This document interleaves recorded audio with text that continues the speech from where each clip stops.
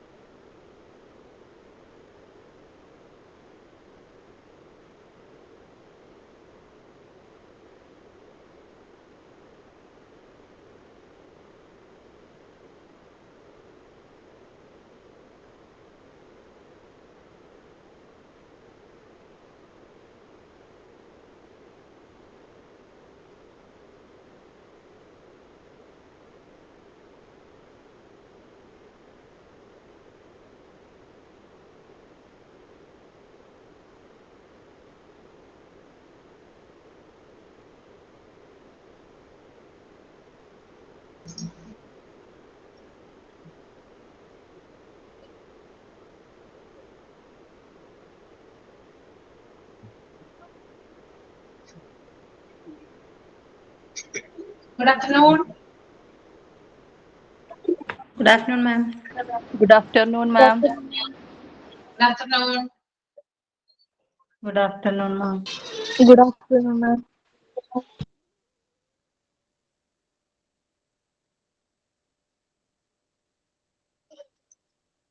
എല്ലാവർക്കും good afternoon കേട്ടോ. ഒരു സെക്കൻഡേ.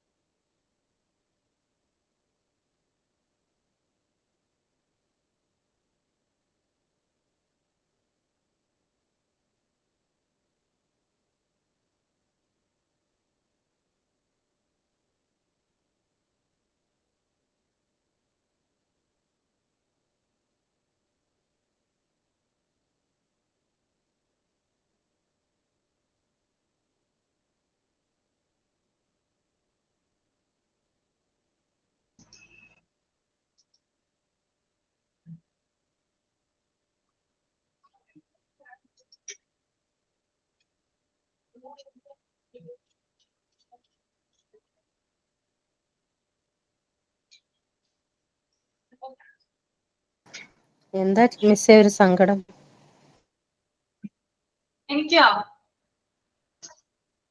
എനിക്ക് സങ്കടമായിട്ട് തോന്നുന്നുണ്ടോ? ആ മിസ്സിന്റെ ഫേസ് കാണുമ്പോ അങ്ങനെ തോന്നുന്നു. എന്റെ ഫേസോ? അല്ല, ഞാൻ ഇപ്പൊ അങ്ങോട്ട് പെട്ടെന്ന് കേറി വന്നപ്പോ മിസ് ഇങ്ങനെ മുഖമൊക്കെ ചുളിപ്പിച്ച് ഇങ്ങനെ ഇരിക്കും. ഇല്ലാതെ റൂം നമ്മളുടെ ക്ലാസ് റൂം അല്ല, വേറൊരു റൂമാ തന്നിരിക്കുന്നത്. അവിടെ ഒട്ടും കംഫർട്ടബിൾ അല്ല, അതുകൊണ്ടാണ് ഫേസ് അങ്ങനെ ഇരിക്കുന്നത്.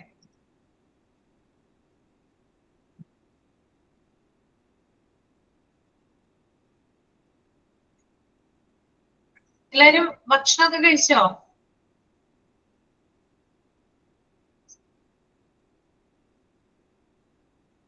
ലേബർ റൂം 12ാമത്തെ ചാപ്റ്റർ ആണോ? 12 ആണോ?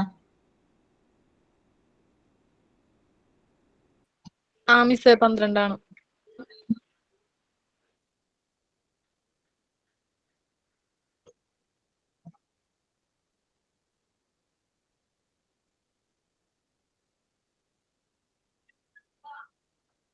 ഓക്കെ, കഴിഞ്ഞ ക്ലാസ്സിലെ ഭാഗങ്ങളൊക്കെ വായിച്ചു നോക്കിയോ? മോക്ക് ടെസ്റ്റ് ചെയ്ത് നോക്കിയോ?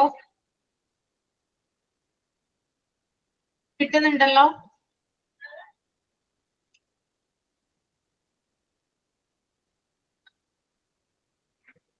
The next one, labor ward protocols and measures to maintain safety.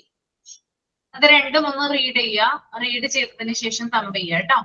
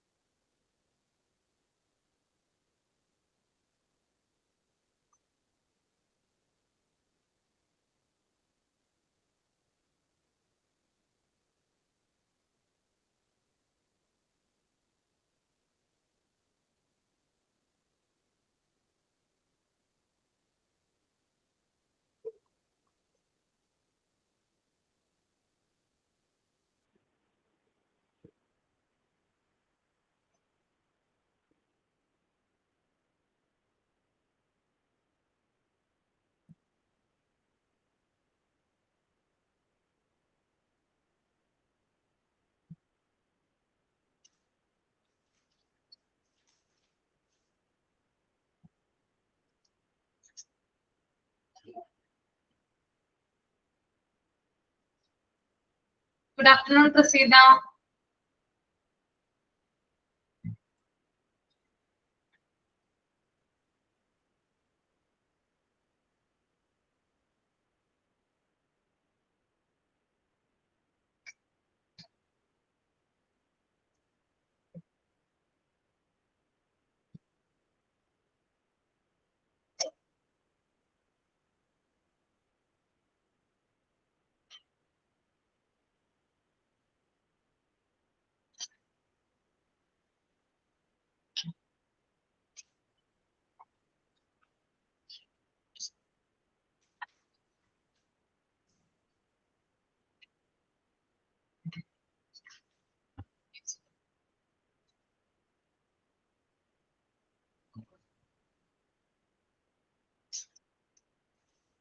വായിച്ചു കഴിഞ്ഞെങ്കിൽ തമ്പ് ചെയ്യാം.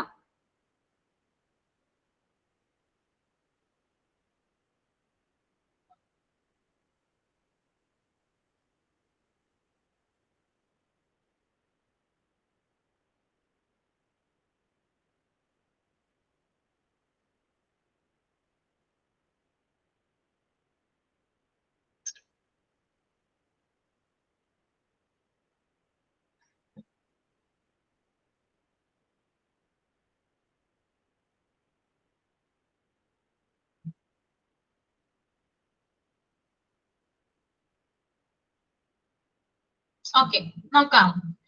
ലേബർ വാർഡ് പ്രോട്ടോകോൾസ് ആണ് കേട്ടോ പറയാൻ പോകുന്നത്. The protocols for the labor ward offer explicit instruction for managing ward activities, ensuring the ward operates efficiently and delivers excellent medical care to pregnant women. These protocols are in regard to the administration and the policies encompass the duties and obligation of administrative and professional responsibilities, criteria for admission, traffic control, ward regulations, disaster management, etc., clinical recommendations that cover inpatient care, management of labor, postpartum care, newborn care, etc. Labour ward protocols ആണ്. അതായത് labour റൂമില് നടപ്പിലാക്കേണ്ട ചില കാര്യങ്ങളെ കുറിച്ചിട്ടുള്ള മാർഗനിർദ്ദേശങ്ങളെയാണ് എന്ത് പറയുന്നത്, labour ward protocols എന്ന് പറയുന്നത്. അതായത് ലേബർ വാർഡ് എങ്ങനെ നടത്തണം എന്നതിന്റെ വ്യക്തമായിട്ടുള്ള മാർഗനിർദ്ദേശങ്ങൾ അടങ്ങിയിട്ടുള്ളതാണ് എന്ത് ലേബർ വാർഡ് പ്രോട്ടോകോൾസ്. ഓക്കെ, ഒരു ലേബർ റൂമിന്റെ പ്രവർത്തനം എന്തായിരിക്കണം, എന്താണ് അവിടെ ചെയ്യാൻ പറ്റുന്നത്, എന്ത് ചെയ്യാൻ പറ്റില്ല എന്നിങ്ങനെയുള്ള കാര്യങ്ങൾ വിശദമായിട്ട് എഴുതി തറാക്കിയിട്ടുള്ള ഒരു നിർദ്ദേശമാണത് ഈ ഒരു പ്രോട്ടോകോൾ എന്ന് പറയുന്നത്. ഇനി എന്തിനു വേണ്ടിയിട്ടാണ് ഈ പ്രോട്ടോകോൾ, അതായത് ലേബർ വാർഡ് പ്രോട്ടോകോൾ എന്തിനു വേണ്ടിയിട്ടാണ് രൂപപ്പെടുത്തിയിരിക്കുന്നത്? അതായത് ലേബർ വാർഡിലെ ജോലികള് എഫിഷ്യന്റ് ആയിട്ട് നടത്തുന്നതിന് വേണ്ടിയിട്ട്. ഓക്കെ, ഒട്ടും തടസ്സങ്ങളില്ലാതെ തന്നെ വളരെ സ്മൂത്ത് ആയിട്ട് ലേബർ വാർഡിലെ പ്രവർത്തനങ്ങൾ എഫിഷ്യന്റ് ആയിട്ട് നടത്തുന്നതിന് വേണ്ടിയിട്ടാണ് ഈ പ്രോട്ടോകോൾ രൂപപ്പെടുത്തിയിരിക്കുന്നത്. അതുപോലെ തന്നെ പ്രഗ്നന്റ് വുമൺ, അതായത് ഗർഭിണികൾക്ക് ഉയർന്ന നിലവാരത്തിലുള്ള ചികിത്സ മെച്ചപ്പെടുത്തുന്നതിനും ഈ പ്രോട്ടോകോൾ ഹെൽപ്പ് ചെയ്യുന്നതാണ്. ഓക്കെ, അപ്പൊ 3 പോയിന്റുകളാണ് പ്രധാനപ്പെട്ടത്. ഒന്ന്, എന്തിനു വേണ്ടിയിട്ടാണ് പ്രോട്ടോകോൾ എന്നതിനെ കുറിച്ച് അതിന് ഉത്തരമായിട്ട് വരുന്നത് ലേബർ വാർഡ് എങ്ങനെ നടത്തണം എന്നതിന്റെ വ്യക്തമായിട്ടുള്ള മാർഗനിർദ്ദേശം ഇതിനകത്തുണ്ട്. അതുപോലെ തന്നെ അവിടെയുള്ള ജോലികൾ എങ്ങനെ കാര്യക്ഷമമായിട്ട് നടക്കണം, പ്രഗ്നന്റ് വുമണിന് ഉയർന്ന നിലവാരത്തിലുള്ള ചികിത്സകൾ പ്രൊവൈഡ് ചെയ്യുന്നതിന് വേണ്ടിയിട്ട്. അപ്പൊ ഈ 3 കാര്യങ്ങൾക്ക് വേണ്ടിയിട്ടാണ് ലേബർ വാർഡ് പ്രോട്ടോകോൾ രൂപപ്പെടുത്തിയിരിക്കുന്നത്. മനസ്സിലായോ? 3 പോയിന്റ്സ് ക്ലിയർ ആണോ? ഓക്കെ,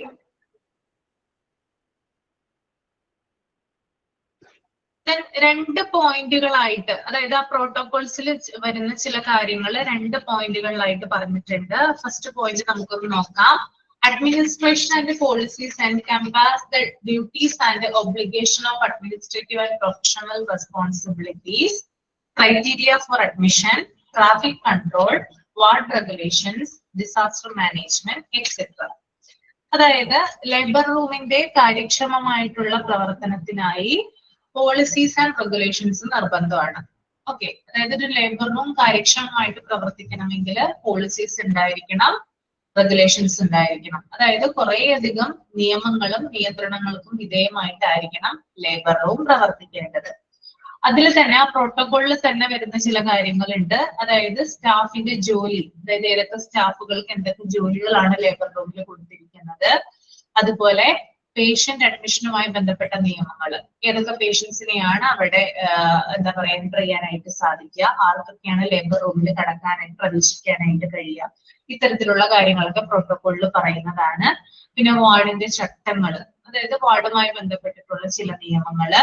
പിന്നെ ട്രാഫിക് കൺട്രോൾ, അതായത് ആളുകളുടെ ഒഴുക്ക്, അതായത് അധികം ആളുകളെ ഒന്നും എന്ത് ചെയ്യില്ല, ലേബർ റൂമിൽ പ്രവേശിപ്പിക്കില്ല അല്ലെ. ആർക്കൊക്കെയാണ് ലേബർ റൂമിൽ പ്രവേശിക്കാനാവുക, എൻ്റർ ചെയ്യാനാവുക? കാണുന്ന ആളുകൾ മുഴുവനും ലേബർ റൂമിൽ പ്രവേശിപ്പിക്കാൻ പറ്റുമോ? ആ ഹോസ്പിറ്റലിൽ വരുന്ന ആളുകളെ, റിലേറ്റീവ്സിനെ?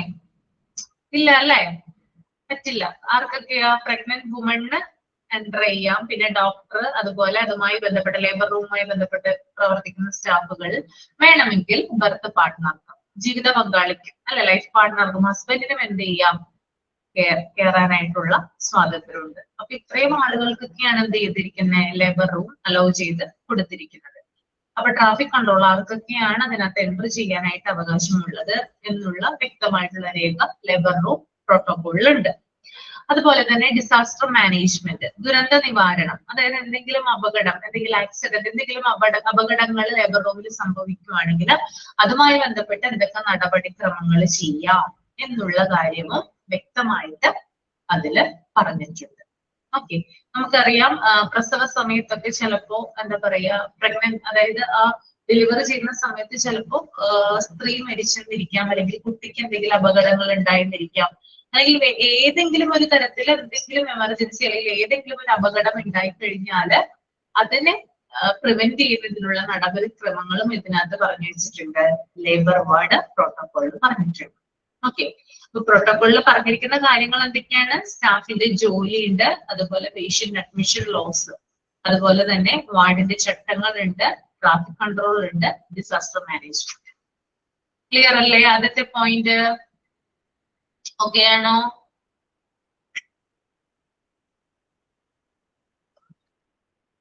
രണ്ടാമത്തെ point, clinical recommendations that cover in patient care, management of labour, postmortem care, new born care etcetera. അതുപോലെ തന്നെ ലേബർ റൂമിൽ അമ്മയ്ക്കും കുഞ്ഞിനും പ്രൊട്ടക്ഷൻ ഉറപ്പാക്കുന്നതിന് വേണ്ടിയിട്ട്, സുരക്ഷ ഉറപ്പാക്കുന്നതിന് വേണ്ടിയിട്ട് പ്രസവത്തിന്, അതായത് പ്രസവ സമയത്തുള്ള കെയർ, ഡെലിവറി ടൈമിലുള്ള കെയർ, അതുപോലെ തന്നെ post natal care, new born care എന്നിവയ്ക്കുള്ള വ്യക്തമായിട്ടുള്ള നിർദ്ദേശങ്ങൾ പാലിക്കുകയും വേണം. അതിനകത്ത് ഈ ലേബർ റൂം പ്രോട്ടോകോളിലുള്ള ഒരു കാര്യമാണ് എങ്ങനെയാണ് ഡെലിവറി സമയത്ത് സ്ത്രീക്ക് കെയർ കൊടുക്കേണ്ടത്, അതുപോലെ തന്നെ പോസ്റ്റ് നേറ്റൽ കെയർ എങ്ങനെയായിരിക്കണം, അതുപോലെ ന്യൂ ബോൺ കെയർ, കുഞ്ഞിന് എന്തൊക്കെ കെയർ കൊടുക്കണം, ഇതിന്റെ ഒക്കെ വ്യക്തമായിട്ടുള്ള ഒരു രൂപരേഖ ലേബർ വാർഡ് പ്രോട്ടോകോളിൽ നമുക്ക് കാണാനായിട്ട് സാധിക്കും. ഓക്കെ, ആ രണ്ട് കാര്യങ്ങളാണ് ഇവിടെ പറയുന്നത് കേട്ടോ. പ്രോട്ടോകോൾ ആണ് മെയിൻ ആയിട്ട് അതിനകത്ത് വരുന്ന ചില കാര്യങ്ങൾ മാത്രം പറഞ്ഞിരുന്നത്. രണ്ടും ഓക്കെ അല്ലേ? അടുത്തത് പറഞ്ഞോട്ടെ.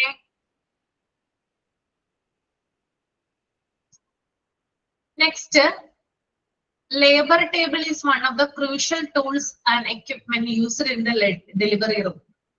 ഡെലിവറി റൂമിൽ ഏറ്റവും മോസ്റ്റ് ഇമ്പോർട്ടന്റ് ആയിട്ടുള്ള ഒരു എക്യുപ്മെന്റ് നമുക്ക് കാണാൻ സാധിക്കും. ഏതാണ് ആ എക്യുപ്മെന്റ് അല്ലെങ്കിൽ ആ ഉപകരണം? ഏതാ ലേബർ റൂമിലുള്ള ക്രൂഷ്യൽ ആയിട്ടുള്ള ടൂൾ ആയിട്ടാണ് ഇവിടെ എന്നെ കാണിക്കുന്നത്. ഏതാ? Labour table. കണ്ടിട്ടുണ്ടോ ലേബർ ടേബിൾ? അതിലാണല്ലേ സ്ത്രീയെ കിടത്തുക, അല്ലെ? പ്രഗ്നന്റ് വുമൺ അതിലല്ലേ കിടത്തുക? അപ്പൊ ലേബർ ടേബിൾ ആണ് എന്ത്? ഒരു ക്രൂഷ്യൽ ആയിട്ടുള്ള ഒരു എക്യുപ്മെന്റ് ആണ് ഡെലിവറി റൂമിലെ. അതുപോലെ തന്നെ മറ്റ് ചില എക്യുപ്മെന്റുകളും ഉപകരണങ്ങളും നമുക്ക് അവിടെ കാണാനായിട്ട് സാധിക്കും. അതൊന്നും നമുക്ക് നോക്കാം എന്തൊക്കെയാണെന്ന്. ആദ്യത്തേതാണ് റേഡിയന്റ് വാർമർ എന്ന് പറയുന്നത്. എന്താണ് റേഡിയന്റ് വാർമർ?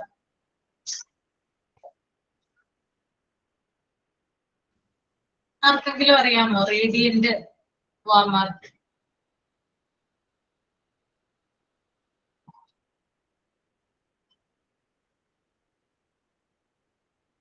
അറിയില്ല, കേട്ടിട്ടില്ല റേഡിയന്റ് വാർമറെ കുറിച്ച്?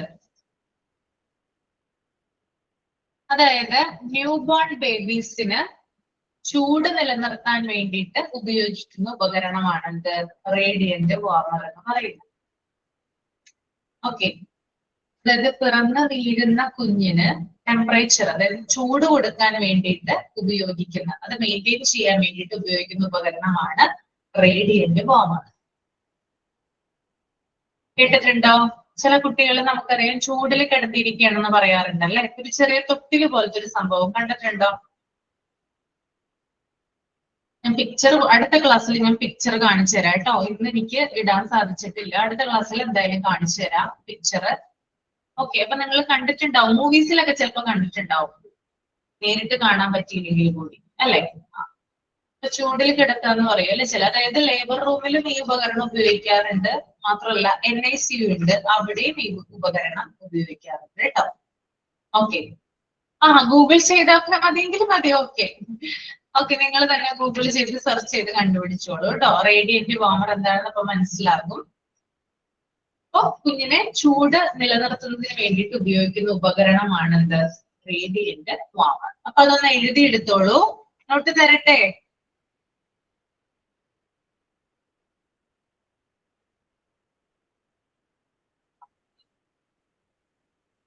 എഴുതിക്കോളൂ. A radiant warmer is a device. A radiant warmer is a device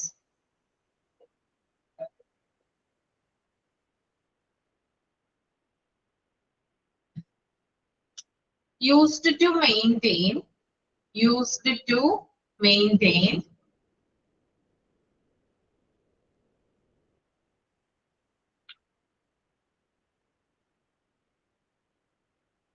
the body temperature of a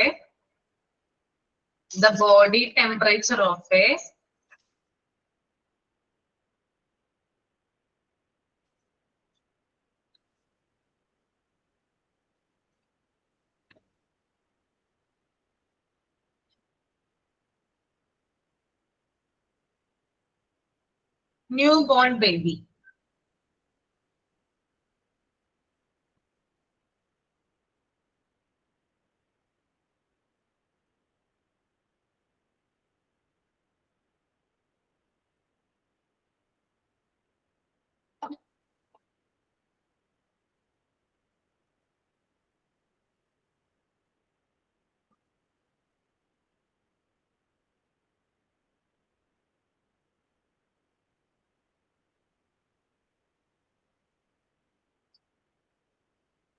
A radiant warmer is a device used to maintain the body temperature of a newborn baby. എഴുതിയോ?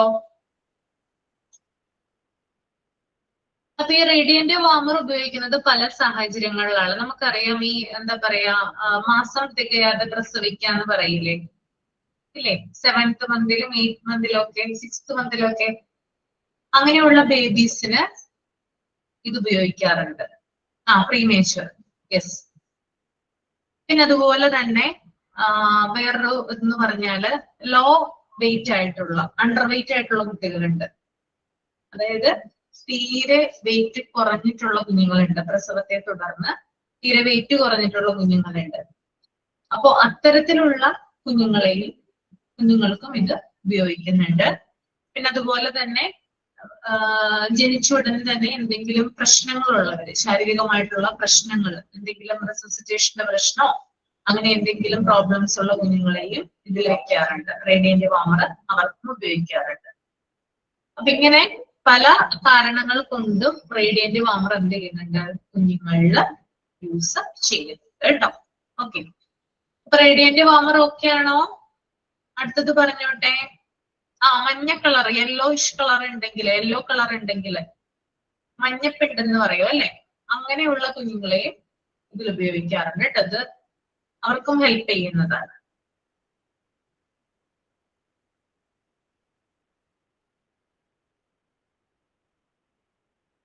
പിന്നെ അടുത്തത് സ്റ്റെറിലൈസസ് ആണ്. എന്താണ് സ്റ്റെറിലൈസസ്?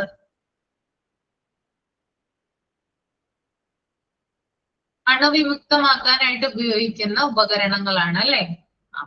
Okay, അതായത് എന്തെങ്കിലും ബാക്ടീരിയയോ വൈറസോ അല്ലെങ്കിൽ ഫംഗിയോ എന്തെങ്കിലും ഒരു കാര്യം ഉണ്ടെങ്കിൽ, അതായത് ആ ഒരു എന്താ പറയാ, ഇപ്പൊ നമ്മൾ എന്തെങ്കിലും ഒബ്ജക്ട്, അതായത് ആ ലേബർ റൂമിൽ ഉപയോഗിക്കുന്ന ഇപ്പൊ ലേബർ ടേബിൾ തന്നെ നന്നായിട്ട് സ്റ്റെറിലൈസ് ചെയ്യണം എന്ന് പറയും അല്ലെ. അല്ലെങ്കിൽ അത് പ്രഗ്നന്റ് വുമൺ ഉപയോഗിക്കുന്ന ഓരോ എക്യുപ്മെന്റുകളും എന്ത് ചെയ്യണം, സ്റ്റെറിലൈസ് ചെയ്തിരിക്കണം എന്നാ പറയുന്നത്. അപ്പോ അണുവിമുക്തമാക്കാനായിട്ടാണ് എന്ത് ഉപയോഗിക്കുന്നത്, സ്റ്റെറിലൈസസ് ഉപയോഗിക്കുന്നത്, അല്ലെങ്കിൽ അത്തരത്തിലുള്ള ഉപകരണങ്ങൾ യൂസ് ചെയ്യുന്നത്. ഓക്കെ, അത് എഴുതിയെടുക്കേണ്ട ആവശ്യമില്ല, നിങ്ങൾക്ക് അറിയാനായിട്ട് പറ്റും. Then next one fetal Doppler ആണ് കേട്ടോ. fetal Doppler. എന്താണ് fetal Dopplerന്റെ യൂസ് എന്താ? ന്യൂബോൺ ബേബിയുടെ ഹാർട്ട് റേറ്റ് അളക്കാൻ വേണ്ടിയിട്ടാണ് കേട്ടോ. ഹൃദയസ്പന്ദന നിരക്ക് അളക്കുന്നതിന് വേണ്ടിയിട്ടാണ് ഫീറ്റൽ ഡോപ്ലർ ഉപയോഗിക്കുന്നത് കേട്ടോ. ഓക്കെ, അപ്പൊ ബേബീസിന്റെ ഓക്കെ എഴുതിക്കോളൂ കേട്ടോ. A fetal Doppler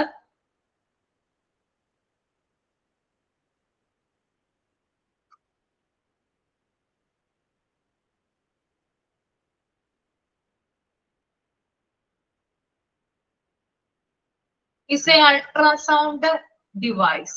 Is a ultrasound device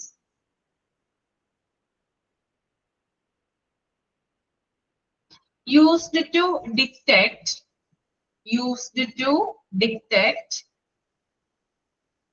and monitor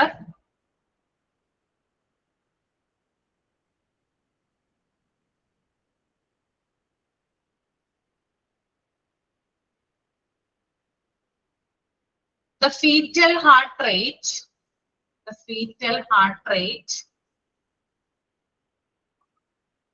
during pregnancy.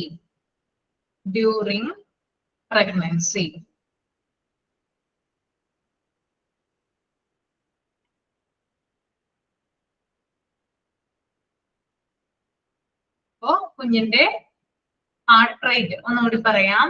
A fetal Doppler is a ultrasound device. A fetal Doppler is a ultrasound device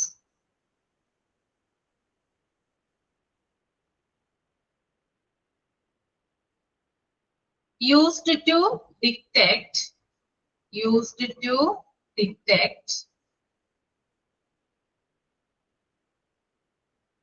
and monitor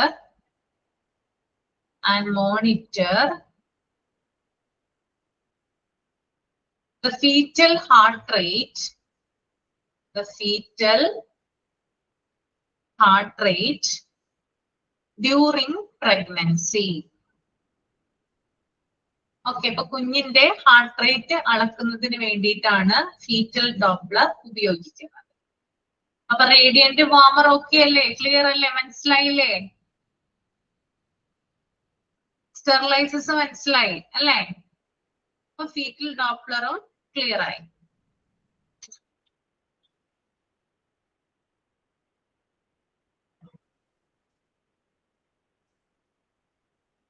ഇനി അടുത്തതാണ് fetal ടോക്കോകാർഡിയോഗ്രാഫ്. Fetal ടോക്കോകാർഡിയോഗ്രാഫ് കേട്ടോ.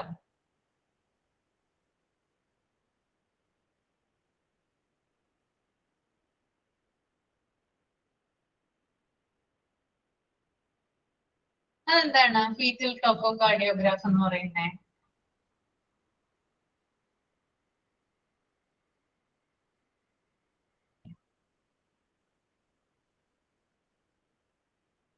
ഹൃദയത്തിന്റെ അല്ലെ, ഹൃദയമെടുപ്പ് അല്ലെങ്കിൽ heart rate അളക്കുന്നതിന് വേണ്ടിയിട്ടല്ലേ ഉപയോഗിക്കുന്നേ?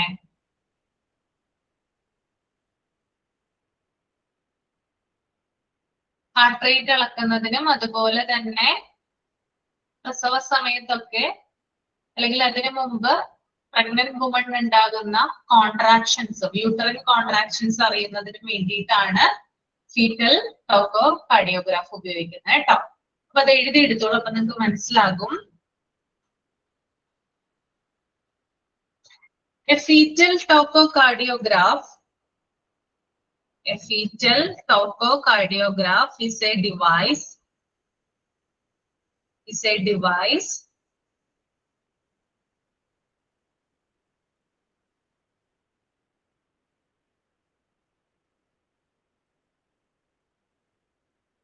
used to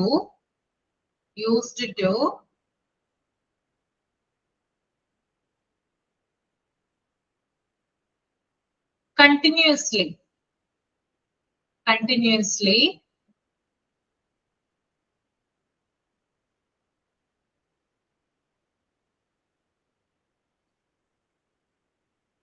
record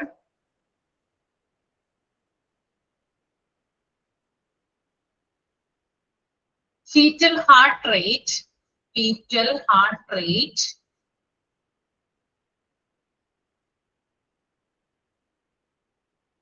and uterine contractions, UTERINE, uterine contractions.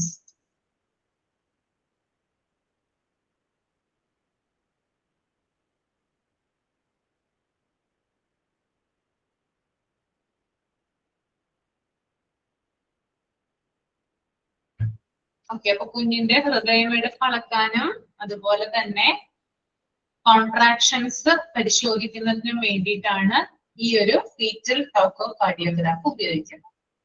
Okay, അപ്പൊ ഇത്തരത്തിലുള്ള ഉപകരണങ്ങൾ നമുക്ക് ലേബർ റൂമിൽ കാണാനായിട്ട് സാധിക്കും. ക്ലിയർ അല്ലേ? അപ്പൊ ഏതൊക്കെ എക്യുപ്മെന്റുകളാണ് ലേബർ റൂമിൽ കാണുന്നത് ഒന്ന് പറഞ്ഞേ, ഏതൊക്കെയാ? കമന്റ് ചെയ്യാമോ? ഫസ്റ്റ് വൺ ലേബർ ടേബിൾ, പിന്നെ അതുപോലെ തന്നെ radiant warmer, sterilisers, fetal doppler and fetal tococardiograph. പിന്നെ അതിന്റെ തൊട്ട് താഴെ ഒരു സെന്റൻസ് കൊടുത്തിട്ടുണ്ട്, ഒരു പാരഗ്രാഫ് കൊടുത്തിട്ടുണ്ട് ചെറുത്, അത് നമുക്കൊന്ന് വായിക്കാം. These tools and accessories need to be cleaned, set aside and dried after each use.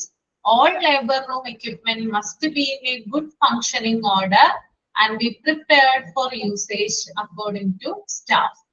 ഇവിടെ എന്താ പറയുന്നേ? അതായത് ഇത്തരത്തിലുള്ളത് ലേബർ റൂമിൽ ഉപയോഗിക്കുന്ന എല്ലാത്തരം ഉപകരണങ്ങളും എന്ത് ചെയ്തിരിക്കണം?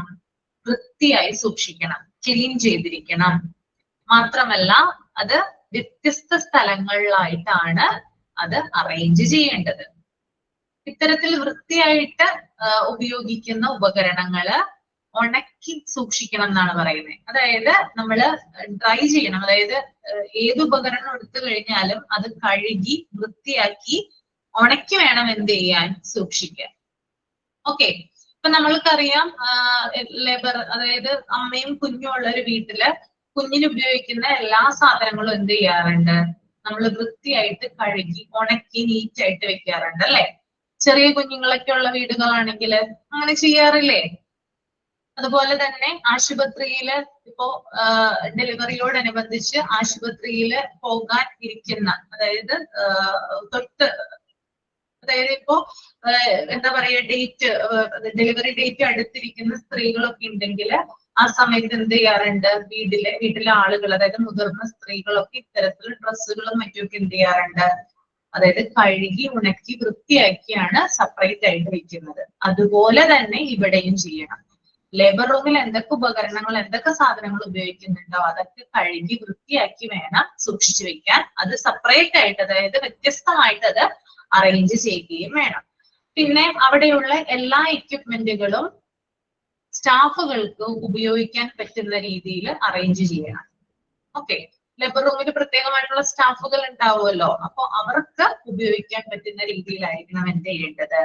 അറേഞ്ച് ചെയ്ത് വെക്കേണ്ടത്. ഇത്രയും കാര്യങ്ങളാണ് ഇതിൽ വരുന്നത് കേട്ടോ. ക്ലിയർ അല്ലേ? ഓക്കെ, ഇനി നമുക്ക് അടുത്തത് നോക്കാം. Measures to maintain safety. അതായത് ലേബർ റൂമിൽ സുരക്ഷയുമായി ബന്ധപ്പെട്ടിട്ട് എന്തൊക്കെ കാര്യങ്ങളാണ് ശ്രദ്ധിക്കേണ്ടതെന്നാണ് പറയുന്നത്. അത് ഓരോന്നായിട്ട് നമുക്ക് വായിക്കാം.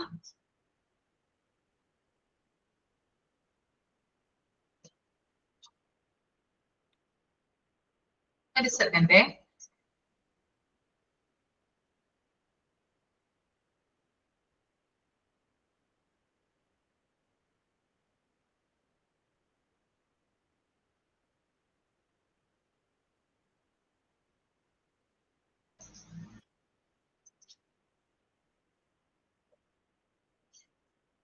ഇത് ഹരിത കയറിയിട്ടില്ലേ? ഹരിത ക്ലാസ്സിലില്ലേ? എന്ത് പറ്റി?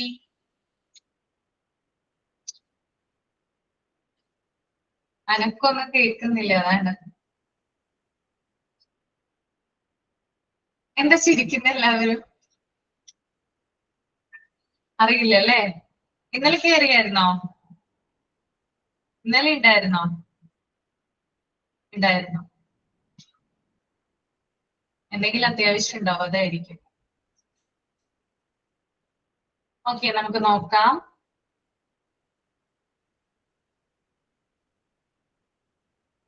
ഫസ്റ്റ് പോയിന്റ് കേട്ടോ, മെഷേഴ്സ് ടു മെയിൻറ്റെയിൻ സേഫ്റ്റിയിലെ ഫസ്റ്റ് പോയിന്റ് ആണ് വായിക്കുന്നത്. Standard safety procedures must be followed by all medical staff. എല്ലാ മെഡിക്കൽ സ്റ്റാഫുകളും സ്റ്റാൻഡേർഡ് സുരക്ഷാ നടപടികൾ പാലിക്കണം. ഓക്കെ, മിസ്സുമാർക്ക് എല്ലാവർക്കും ഹരിത മതി. അതല്ല, ഹരിത ഇല്ലെങ്കിൽ ഒരു ഓളാണല്ലോ, അതൊക്കെ ചോദിച്ചേ. ഒരു എന്താ പറയാ, അനക്കില്ല. അല്ലെങ്കിൽ ഏത് സമയം കമന്റ് ഇട്ടൊക്കെ ചോദിക്കുക, ആ പോയിന്റ് പറയും ഈ പോയിന്റ് പറയുന്നൊക്കെ. ഇപ്പൊ ഹരിതയെ കാണുന്നില്ല, അതുകൊണ്ട് ആണ് ഞാൻ ചോദിച്ചത്. മിസ്സിംഗ് ആണല്ലോ എന്ന്. ഓക്കെ,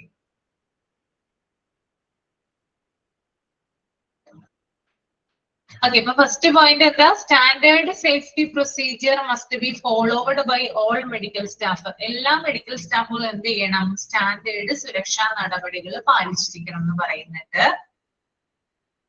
രണ്ടാമത്തെ point, periodic in service and training session on infection control to be held. അതായത് ഇൻഫെക്ഷൻ കൺട്രോളുമായി ബന്ധപ്പെട്ടിട്ടുള്ള, അണുബാധ നിയന്ത്രണങ്ങളുമായി ബന്ധപ്പെട്ടിട്ടുള്ള ട്രെയിനിങ്ങുകൾ പതിവായി നടത്തണം. ഓക്കെ, അപ്പോ ലേബർ റൂമുമായി ബന്ധപ്പെട്ട് പ്രവർത്തിക്കുന്ന സ്റ്റാഫുകൾ എന്ത് ചെയ്തിരിക്കണം? ഈ ഒരു ഇൻഫെക്ഷൻ കൺട്രോളുമായി ബന്ധപ്പെട്ടിട്ടുള്ള ട്രെയിനിങ്ങുകൾ പതിവായി നടത്തിയിരിക്കണം. മൂന്നാമത്തെ point, the clothing worn should be sanitary and clean. അതുപോലെ തന്നെ സ്റ്റാഫ് ധരിക്കുന്ന വസ്ത്രങ്ങൾ ഉണ്ടല്ലോ, അത് വൃത്തിയുള്ളതും ക്ലീൻ ആയിട്ടുള്ളതും ആയിരിക്കണം എന്ന് പറയുന്നുണ്ട് കേട്ടോ. ഓക്കെ, അപ്പോ അവിടെ ഈ ലേബർ റൂമുമായി ബന്ധപ്പെട്ട് പ്രവർത്തിക്കുന്ന സ്റ്റാഫുകൾ ആരൊക്കെയാണോ അവരെന്ത് ചെയ്യാറുണ്ട്? അവർക്ക് ഒരു ഡ്രസ്സ് കൊടുക്കാറുണ്ട് അല്ലെ? അവരതിനു വേണ്ടി, അവിടത്തേക്ക് വേണ്ടി മാത്രം ഉപയോഗിക്കുന്ന ചില ക്ലോത്ത്സുകളാണ്. അത് നല്ല രീതിയിൽ വൃത്തിയുള്ളതായിരിക്കണം, നല്ല രീതിയിൽ അത് മെയിൻറ്റെയിൻ ചെയ്ത് കൊണ്ടുപോയിരിക്കുകയും വേണം. നാലാമത്തെ point, PPE has to be accessible. എന്താണ് PPE യുടെ ഫുൾ ഫോം വരുന്നത്? PPE കിറ്റ് എന്താ ഫുൾ ഫോം പറയാമോ? PPE അറിയില്ലെങ്കിൽ എഴുതിയെടുത്തോളൂ കേട്ടോ. പേഴ്സണൽ പ്രൊട്ടക്റ്റീവ് എക്യുപ്മെന്റ് ആണ് കേട്ടോ. Personal protective equipment. ഓക്കെ, അതെപ്പോഴും അവൈലബിൾ ആയിരിക്കണം എന്ന് പറയുന്നുണ്ട് കേട്ടോ. PPE has to be accessible എന്ന് പറഞ്ഞാല് അതായത് പേഴ്സണൽ പ്രൊട്ടക്റ്റീവ് എക്യുപ്മെന്റ് എപ്പോഴും ലഭ്യമായിരിക്കണം. Then training for employees on general and particular practices. അതായത് സ്റ്റാഫുകൾക്ക് സാധാരണയുള്ളതും അതുപോലെ തന്നെ പ്രത്യേകമുള്ളതുമായിട്ടുള്ള പ്രവർത്തനങ്ങളിൽ പരിശീലനം നൽകണം. അതായത് ചില സ്റ്റാഫുകൾ ജനറൽ ആയിട്ട് അവിടെ വർക്ക് ചെയ്യുന്ന സ്റ്റാഫുകൾ ഉണ്ടാവാം. ഇനി ചിലവരാണെങ്കിൽ സ്പെസിഫിക് ആയിട്ട് ഇന്ന ഏരിയയിൽ വർക്ക് ചെയ്യുന്നവരുണ്ടാകാം അല്ലെ.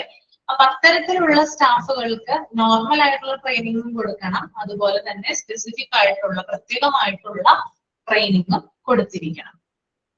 Then next, infection patients should be admitted in accordance with the hospital protocols. അതുപോലെ തന്നെ അണുബാധയുള്ള ഇൻഫെഷ്യസ് ആയിട്ടുള്ള പേഷ്യൻസിനെ ആശുപത്രിയുടെ പ്രോട്ടോകോൾ പ്രകാരമാണ് പ്രവേശിപ്പിക്കേണ്ടത്. ചില അതായത് ഇങ്ങനെ വരുന്ന ചില ആളുകൾക്ക് അതായത് ചില പ്രഗ്നന്റ് ലേഡീസിനൊക്കെ ചില കണ്ടീഷൻസ് ഉണ്ടാകും, ചില രോഗങ്ങളോ അസുഖങ്ങളോ ഒക്കെ ഉണ്ടാകും. ചിലപ്പോൾ ഇൻഫെക്ഷൻസ് ആയിട്ടായിരിക്കും അവര് വരുന്നത്. അപ്പൊ അത്തരത്തിലുള്ള ആളുകളെ പ്രവേശിപ്പിക്കുമ്പോൾ പ്രത്യേകം മുൻകരുതലുകൾ അല്ലെങ്കിൽ പോളിസീസ് പാലിച്ചുകൊണ്ട് വേണം ഹോസ്പിറ്റലിൽ അഡ്മിറ്റ് ചെയ്യാൻ. Next, all fitting clothing tools and waste need to be treated as contaminated and handled carefully. അതുപോലെ തന്നെ ഉപയോഗിച്ച വസ്ത്രങ്ങള്, ഉപയോഗിച്ചിട്ടുള്ള ഉപകരണങ്ങള്, പിന്നെ അതുപോലെ ഈ വേസ്റ്റ് വരുന്ന കാര്യങ്ങളൊക്കെ നല്ല രീതിയിൽ കൈകാര്യം ചെയ്യണം. ഓക്കെ, അതായത് നമ്മൾ സൂക്ഷ്മമായിട്ട് വേണം ഉപയോഗത്തിലിരിക്കുന്ന സാധനങ്ങളൊക്കെ, അതായത് ലേഡി പ്രഗ്നന്റ് വുമൺ ഉപയോഗിച്ച സാധനങ്ങള്, അതുപോലെ തന്നെ ആ സമയത്ത് ഇപ്പൊ ഡെലിവറി സമയത്ത് സ്റ്റാഫ് ഉപയോഗിച്ചിട്ടുള്ള വസ്ത്രങ്ങള്, ഉപയോഗിച്ച ഉപകരണങ്ങള്, ഇതൊക്കെ എന്ത് ചെയ്യണം. പിന്നെ വേസ്റ്റേജ് വന്നിട്ടുള്ള കാര്യങ്ങള്, ഇതൊക്കെ നമ്മൾ സെപ്പറേറ്റ് ആയിട്ട് എന്ത് ചെയ്യണം, അത് ഹാൻഡിൽ ചെയ്യണം, അത് ഡിസ്പോസൽ ചെയ്യേണ്ടതുണ്ട്. The next one, instruments and other supplies are cleaned, sterilized and processed. അതുപോലെ തന്നെ ഉപയോഗിച്ചിട്ടുള്ള ഉപകരണങ്ങൾ, അതായത് ഈ ലേബർ റൂമിന് ഉപയോഗിച്ചിട്ടുള്ള ഉപകരണങ്ങൾ, അതുപോലെ തന്നെ സാധനങ്ങൾ, ഇതൊക്കെ നല്ല രീതിയിൽ വൃത്തിയാക്കണം, സ്റ്റെറിലൈസ് ചെയ്യുകയും വേണം. Okay, next, patient should start with the sterile drops. പേഷ്യൻസിന് എന്ത് കൊടുക്കണം? സ്റ്റെറൈൽ ഡ്രോപ്സ് കൊടുക്കണം എന്നാണ് പറയുന്നത്. അതായത് പേഷ്യന്റിന് പ്രത്യേകമായിട്ട് അണുബാധ ഏൽക്കാതിരിക്കാനുള്ള പ്രത്യേക രീതിയിലുള്ള വസ്ത്രത്തെയാണ് എന്ത് പറയുന്നത്? സ്റ്റെറൈൽ ഡ്രോപ്സ് എന്ന് പറയുന്നത് കേട്ടോ. പേഷ്യന്റിന് കൊടുക്കുന്ന ഡ്രസ്സാണ്. അതായത് ഇൻഫെക്ഷനെ പ്രിവെന്റ് ചെയ്യാനായിട്ട് അതിന് സാധിക്കും. ഓക്കെ, അപ്പൊ അത്തരത്തിലുള്ള വസ്ത്രങ്ങൾ എന്ത് ചെയ്യണം, അല്ലെങ്കിൽ സ്റ്റെറൈൽ ഡ്രോപ്സ് പേഷ്യൻസിന് പ്രൊവൈഡ് ചെയ്തിരിക്കണം. Okay, last one, an evaluation of an employee's health is crucial. അപ്പോ നമ്മൾ പേഷ്യന്റ് കാര്യം മാത്രം ശ്രദ്ധിച്ചാൽ പോരാ, സ്റ്റാഫുകളുടെ കാര്യവും കൂടി ശ്രദ്ധിക്കേണ്ടതുണ്ട് അല്ലെ. അതായത് ഈ ലേബർ റൂമുമായി ബന്ധപ്പെട്ട് പ്രവർത്തിക്കുന്ന ചില ആളുകളുണ്ട്. അപ്പോൾ അവർക്കും അണുബാധ ഏൽക്കാതിരിക്കാനും അതുപോലെ തന്നെ അവരുടെ ഹെൽത്തും എന്താണ് ഇമ്പോർട്ടന്റ് ആണ്. അപ്പോ ഇടയ്ക്കിടയ്ക്ക് അവരുടെ ഹെൽത്തും എന്ത് ചെയ്തിരിക്കണം, ചെയ്തിരിക്കണം. ഓക്കെ, ക്ലിയർ ആണോ? ഓക്കെ അല്ലേ?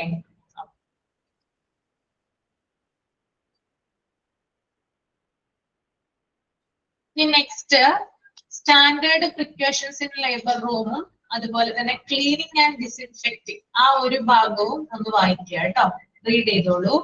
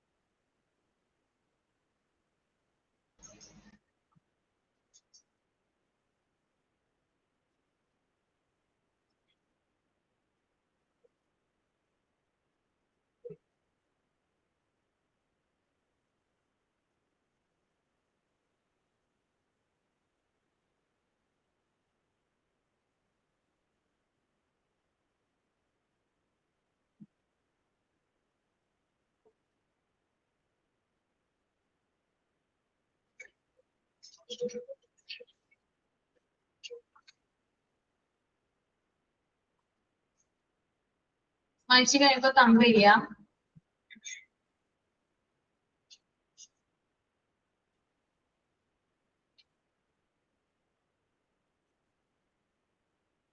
ഓക്കെ, അപ്പൊ standard precautions in labour room. എന്തൊക്കെ പ്രിക്കോഷൻസ് ആണ് ലേബർ റൂമിൽ നമ്മൾ യൂസ് ചെയ്യേണ്ടതെന്നാണ് ഇതിനകത്ത് പറയുന്നത്. ഫസ്റ്റ് വൺ എന്ന് പറഞ്ഞാൽ ഹാൻഡ് വാഷിംഗ് ആണ്. നന്നായിട്ട് കൈ കഴുകുക എന്നുള്ളതാണ്. അതായത് പേഷ്യന്റുമായിട്ട് നമ്മൾ കോണ്ടാക്ട് ചെയ്യുന്നതിന് മുമ്പായിട്ട്, അതായത് പേഷ്യന്റുമായിട്ട് കോണ്ടാക്ട് ചെയ്യുന്നതിന് മുമ്പും അതിന് ശേഷവും നന്നായിട്ട് എന്ത് ചെയ്യുക, കൈ കഴുകുക. ഓക്കെ, അപ്പോ ഇത്തരത്തിൽ കൈ കഴുകുന്നത് അണുബാധ പകരുന്നത് തടയാനായിട്ട് സഹായിക്കും. ഓക്കെ, അപ്പൊ നന്നായിട്ട് നമ്മളിപ്പോ പുറത്ത് ഞാൻ കഴിഞ്ഞ പ്രാവശ്യം പറഞ്ഞിട്ടുണ്ടായിരുന്നു കൈ കഴുകുന്നവരുണ്ടോ എന്നൊക്കെ ചോദിച്ചിട്ടുണ്ടായിരുന്നു. അല്ല, ഇപ്പോഴും കൈ കഴുകുന്നവരുണ്ടോ, ഹാൻഡ് വാഷ് ചെയ്യുന്നവരുണ്ടോ പുറത്തൊക്കെ പോയി വരുമ്പോ? ഉണ്ടല്ലേ. പബ്ലിക് ട്രാൻസ്പോർട്ട് ഒക്കെ ഉപയോഗിക്കുമ്പോൾ നല്ല രീതിയിൽ കൈ കഴുകുക കേട്ടോ.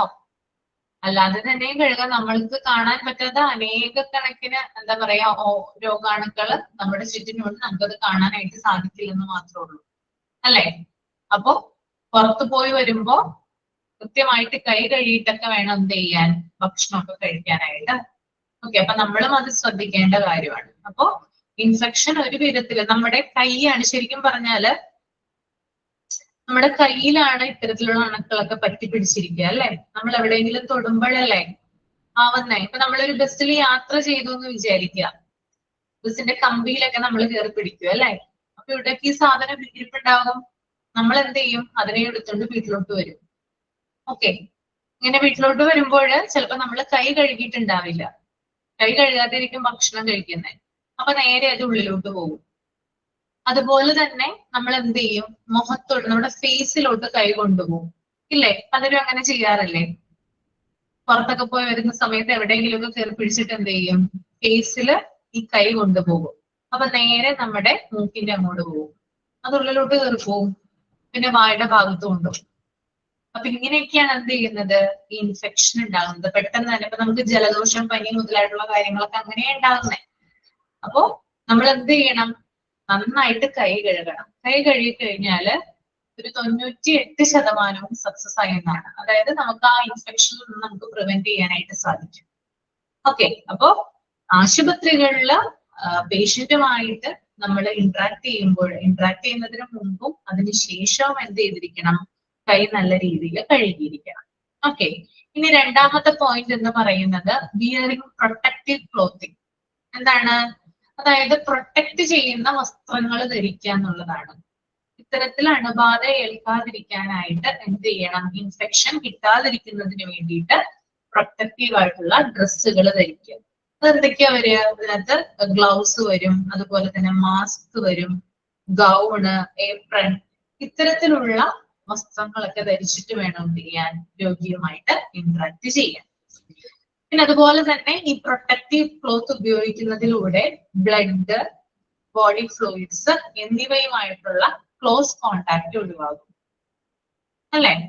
ഇപ്പൊ ഡോക്ടേഴ്സ് ഒക്കെ ഉണ്ട് അല്ലെ, ചില ഡോക്ടേഴ്സ് നമുക്കറിയാം കൺസൾട്ടേഷൻ റൂമിൽ നമ്മൾ ചെല്ലുന്ന സമയത്ത് നിർബന്ധമായിട്ട് അവർ മാസ്ക് ധരിച്ചിട്ടുണ്ടാവും. പിന്നെ ചില ഡോക്ടേഴ്സ് എന്ത് ചെയ്തിട്ടുണ്ടാവും, അതായത് പേഷ്യന്റുമായിട്ട് ഇന്ററാക്ട് ചെയ്യുന്ന ഒരു സമയത്ത് ഗ്ലൗസ് ഒക്കെ ധരിച്ചിട്ടാവും എന്ത് ചെയ്യുക, ഇന്ററാക്ട് ചെയ്യുക. എന്തിനു വേണ്ടിയിട്ടാ അവരങ്ങനെ ചെയ്യുന്നേ? എന്തിനു വേണ്ടിയിട്ടാ ഗ്ലൗസ് ധരിക്കുന്നതും മാസ്ക് ധരിക്കുന്നതും ഒക്കെ? ഇന്ററാക്ട് ചെയ്യുമ്പോൾ അവർക്ക് രോഗം വരാതിരിക്കാൻ വേണ്ടിയിട്ടല്ലേ? അവരുടെ പ്രൊട്ടക്ഷന് വേണ്ടിയിട്ടാണോ? യെസ്, ഇൻഫെക്ഷൻ വരാതിരിക്കാനാണ്, അല്ലേ? ഇതുപോലെ തന്നെ ഗ്ലൗസും അതുപോലെ തന്നെ മാസ്കും ഏപ്രണും ഇതൊക്കെ ഗൗണും ഒക്കെ എന്ത് ചെയ്യണം, നല്ല രീതിയിൽ ധരിച്ചിട്ടുണ്ടായിരിക്കണം. അപ്പൊ നമുക്ക് ഒരു പരിധിവരെ ഇൻഫെക്ഷൻ പ്രിവെന്റ് ചെയ്യാനായിട്ട് സാധിക്കും. Next one, proper disposal of biomedical waste. Biomedical waste എന്ത് ചെയ്യണം, പ്രോപ്പർ ആയിട്ട് ഡിസ്പോസൽ ചെയ്തിരിക്കണം. മാലിന്യങ്ങൾ ശരിയായിട്ട് കൃത്യമായിട്ട് നിക്ഷേപിച്ചിരിക്കണം എന്നാണ് പറയുന്നത്. അതായത് കളർ കോഡഡ് ആയിട്ടുള്ള ബിന്നുകളിൽ വേണം എന്ത് ചെയ്യാൻ, വേസ്റ്റ് നമ്മൾ ഡിസ്പോസൽ ചെയ്യാൻ. ഓക്കെ, അപ്പോ നല്ല രീതിയിൽ ഡിസ്പോസൽ ചെയ്തില്ലെങ്കിൽ നമ്മുടെ എൻവയൺമെന്റിന് ദോഷകരമായിട്ട് വരും, അതുപോലെ തന്നെ നമ്മൾക്കും ദോഷകരമായിട്ട് വരും. അത് ഒഴിവാക്കുന്നതിന് വേണ്ടിയിട്ട് പ്രോപ്പർ ആയിട്ട് ഡിസ്പോസൽ ചെയ്യുക. Okay, then next one, proper handling of sharp object. മൂർച്ചയുള്ള വസ്തുക്കൾ ഉപയോഗിക്കുമ്പോൾ അത് ശരിയായി കൈകാര്യം ചെയ്യുക എന്നുള്ളതാണ്. നമുക്കറിയാം ലേബർ റൂമിലൊക്കെ എന്ത് ചെയ്യാറുണ്ട്, ഷാർപ്പ് ആയിട്ടുള്ള ഒബ്ജക്റ്റുകൾ ഉപയോഗിക്കാറുണ്ട്. ഏതൊക്കെയാണ് ഷാർപ്പ് ആയിട്ടുള്ള ഒബ്ജക്റ്റുകൾ ലേബർ റൂമിൽ ഉപയോഗിക്കുന്ന? ഒന്ന് കമന്റ് ചെയ്യാമോ? ഷാർപ്പ് ഒബ്ജക്റ്റുകൾ ഏതൊക്കെയാ? നീഡിൽ ഉണ്ട്, നൈഫ് ഉണ്ട്, അല്ലെ, ബ്ലേഡ് ഉണ്ട്, ഓക്കെ, അങ്ങനെ കുറെ അധികം കാര്യങ്ങളുണ്ട് അല്ലെ, സിസേഴ്സ് ഉണ്ട്. അപ്പോ എന്ത് ചെയ്യണം, അത് ഉപയോഗിക്കുമ്പോൾ നമ്മൾ നല്ല രീതിയിൽ അത് കൈകാര്യം ചെയ്യണം. അത് ഉപയോഗിച്ച ശേഷം ഒരു കണ്ടെയ്നറിലേക്ക് അത് ഇടണം. അതിനുശേഷം എന്ത് ചെയ്യണം, അത് സ്റ്റെറിലൈസ് ചെയ്തിട്ട് വേണം അടുത്ത ആളുകളിൽ ഉപയോഗിക്കാനായിട്ട്. ഓക്കെ, അപ്പൊ അങ്ങനെ പ്രത്യേകം ശ്രദ്ധിക്കേണ്ടതുണ്ട്. Next sterilisation and disinfecting of the items used. അപ്പൊ ഞാൻ പറഞ്ഞതാണ്, അതായത് ഉപയോഗിച്ച എല്ലാ ഉപകരണങ്ങളും ശരിയായിട്ട് സ്റ്റെറിലൈസ് ചെയ്തിരിക്കണം, അഥവാ അണുവിമുക്തമാക്കിയിരിക്കണം. ഇത് രോഗാണുക്കൾ പകരുന്നത് തടയുന്നു. Okay, processing of used equipment. അതായത് ഉപയോഗിച്ച ഉപകരണങ്ങൾ എന്ത് ചെയ്യണം, പ്രോസസ് ചെയ്യണം, അതായത് നല്ല രീതിയിൽ സ്റ്റെറിലൈസ് ചെയ്യണം എന്നാണ് പറയുന്നത്. വീണ്ടും ഉപയോഗിക്കുമ്പോൾ അത് സൂക്ഷിച്ചിട്ട് വേണം എന്ത് ചെയ്യാൻ, അതായത് സ്റ്റെറിലൈസ് ചെയ്ത് നല്ല രീതിയിൽ അണുവിമുക്തമാക്കിയതിനു ശേഷം മാത്രമേ എന്ത് ചെയ്യാവൂ, നമ്മൾ ഉപയോഗിച്ച ഉപകരണങ്ങൾ വീണ്ടും ഉപയോഗിക്കാവൂ. Next, sustaining a clean and aseptic environment.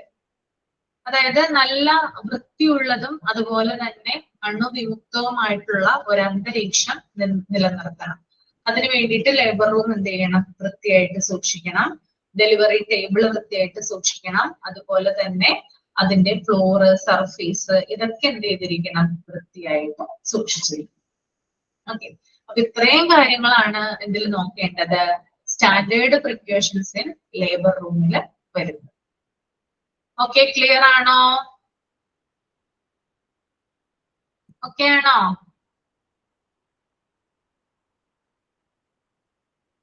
Okay,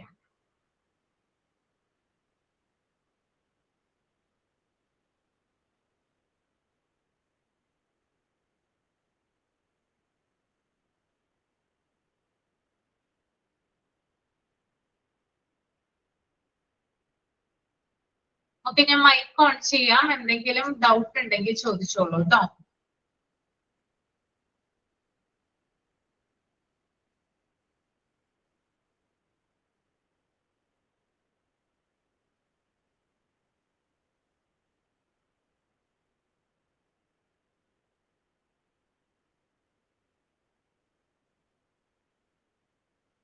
ഒന്ന് നിങ്ങൾ ജസ്റ്റ് ഒന്ന് നോക്കിക്കോളൂ, എടുത്ത എത്രയും ഭാഗങ്ങളൊന്ന് നോക്കിക്കോളൂ. എന്നിട്ട് എന്തെങ്കിലും ഡൗട്ട് ഉണ്ടെങ്കിൽ ചോദിക്കാം.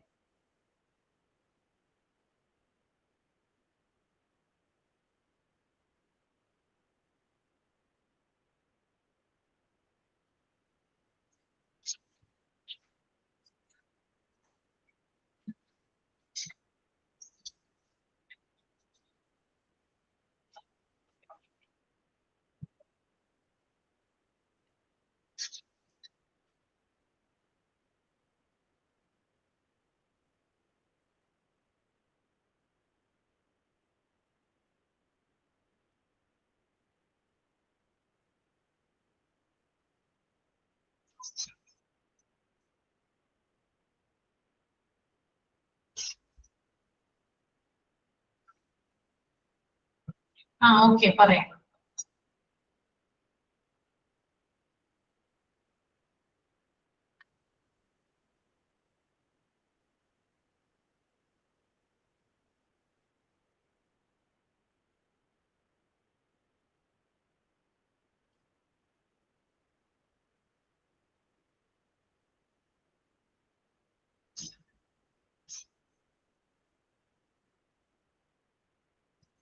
Measures to maintain safety. First point, standard safety.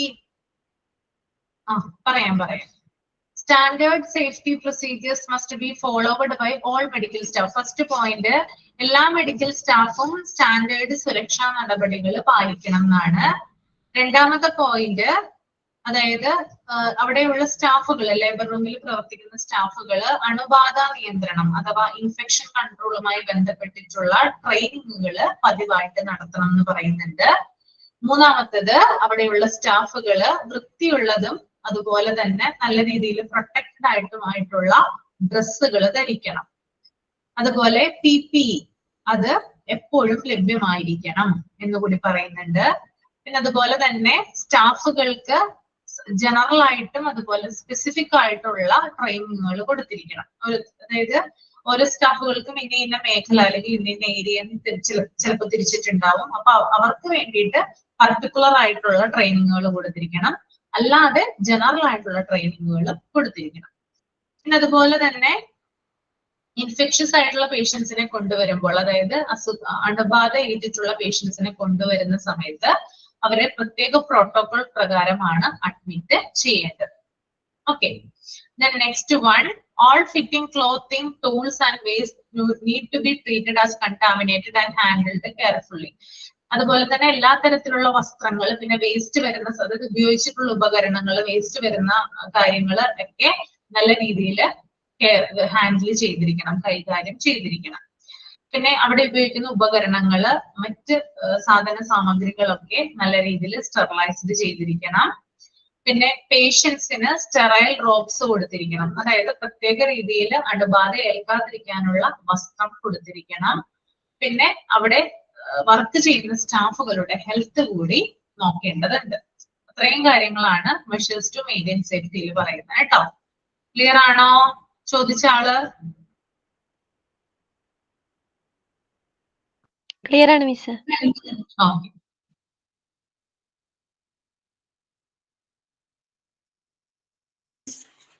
മാം, ഈ റേഡിയന്റ് ഇൻക്യുബേറ്റർ എന്നും കൂടി പറയില്ലേ? അങ്ങനെയും പറയാറുണ്ട്. ചൂട് കൊടുക്കുന്നതാണ് മെയിൻ ആയിട്ട്.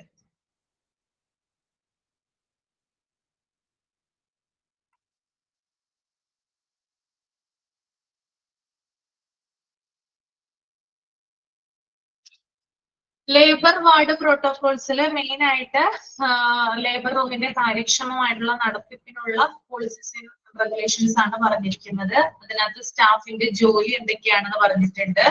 പേഷ്യന്റ് അഡ്മിഷൻ, അതായത് പേഷ്യന്റ് അഡ്മിഷൻ ലോസ്, അതുമായി ബന്ധപ്പെട്ടുള്ള നിയമങ്ങള്, അതുപോലെ വാർഡിന്റെ ചട്ടങ്ങള്, ട്രാഫിക് കൺട്രോള്, ഡിസാസ്റ്റർ മാനേജ്മെന്റ് എന്നിവ ഇതിൽ പറയുന്നുണ്ട്. അതാണ് ഫസ്റ്റ് പോയിന്റ്. സെക്കൻഡ് പോയിന്റില് ലേബർ റൂമില് അമ്മയ്ക്കും കുഞ്ഞിനും സുരക്ഷ ഉറപ്പാക്കുന്നതിന് വേണ്ടിയിട്ട് ഡെലിവറിയെ തുടർന്നുള്ള പരിചരണം, പോസ്റ്റ്നേറ്റൽ കെയർ, ന്യൂബോൺ കെയർ എന്നിവയ്ക്കുള്ള കൃത്യമായിട്ടുള്ള മാർഗനിർദ്ദേശങ്ങളും പ്രോട്ടോകോളും പറയുന്നുണ്ട്. അതാണ് ആ രണ്ട് പോയിന്റ് കേട്ടോ. ഓക്കെ, ക്ലിയർ അല്ലേ? ഓക്കെ ആണ്. ഓക്കെ, അപ്പൊ നമുക്കിനി നെക്സ്റ്റ് ക്ലാസ്സിൽ ബാക്കി കണ്ടിന്യൂ ചെയ്യാം കേട്ടോ. അടുത്ത ക്ലാസ്സോട് കൂടി ചിലപ്പോ നമ്മുടെ ലേബർ റൂം എന്ന് പറയുന്ന ചാപ്റ്റർ ഫിനിഷ് ആവും. ഓക്കെ, അല്ലെങ്കിൽ പിന്നെ ഒരു ക്ലാസ്സും കൂടി അടുത്ത ക്ലാസ് കഴിഞ്ഞിട്ട്, ഇനി തിങ്കളാഴ്ച നമുക്ക് മിക്കവാറും ക്ലാസ് ഉണ്ടാക്കാനുള്ള സാധ്യത കുറവാണ്. നിങ്ങൾക്ക് ഇൻഫോർമേഷൻ വരും കേട്ടോ, ഞാൻ പറയുന്നില്ല, ഇല്ലെങ്കിൽ നിങ്ങൾക്ക് ഇൻഫോർമേഷൻ വരും. അപ്പൊ നമുക്ക് തിങ്കളാഴ്ച ക്ലാസ് ഉണ്ടാവില്ല. എന്റെ ക്ലാസ് നമുക്ക് കിട്ടിയില്ലെങ്കിൽ വ്യാഴാഴ്ച ക്ലാസ് എടുക്കുന്നതായിരിക്കും കേട്ടോ, തേഴ്സ്ഡേ. പിന്നീട് നമുക്ക് ഇത് ഫിനിഷ് ചെയ്തതിന് ശേഷം റിവിഷനിലോട്ട് കടക്കാം. ഓക്കെ, അപ്പൊ വൈൻഡപ്പ് ചെയ്തോട്ടെ. Okay, thank you. നന്നായിട്ട് വായിച്ചു നോക്കാം. Thank you. Thank you ma'am.